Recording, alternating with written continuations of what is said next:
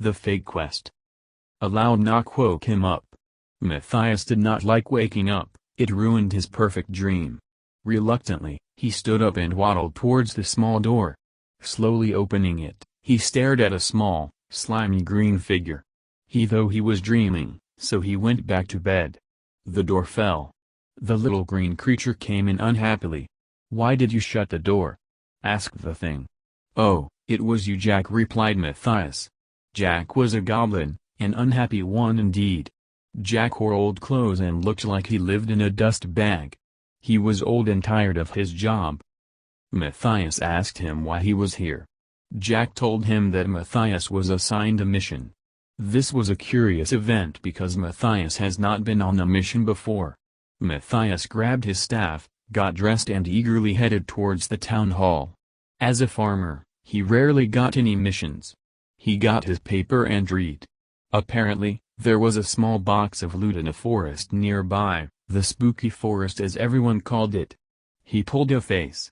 He has been wanting to go on a mission for a long time, but this was too much. He decided to cope with it because the reward was half of the loot inside. Assuming pirates put that there, it would be stuffed with gold. He ran towards the forest, tripping over a rock on the way. As he entered, the mood changed, and everything went dark. It was night in the forest 24/7. Bats flew around and ghosts scared away people daring to enter the forest.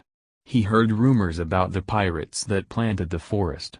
From the legends, they never made it out alive. He got on his knees and began to crawl. Remembering he was a wizard, he got out his staff and lit it. It was even scarier. Shivering, he slowly walked, admiring the horrors of the forest. It had dead trees and no branches. It was never cleaned, so there was dirt and rubbish everywhere. A skull flew out of the sky and landed at his feet. He looked at it. It moved. He thought he imagined that, but he did not. Body parts flew towards his direction and, in a minute, they formed a body. The body ran at him, loosing a toe. He smashed it with his staff and continued the journey. At last, he made it. He began to dig. After a while of hand digging, he touched a rough surface. It was a chest. Greedily, he took it out and opened it. There was a note. "Dear young magician, finding this note means you are the bravest in the land.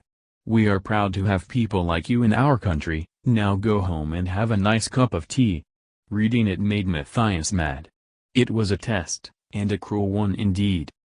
He got home and did like the note said. He didn't accept any more missions from that day on. The end. Any more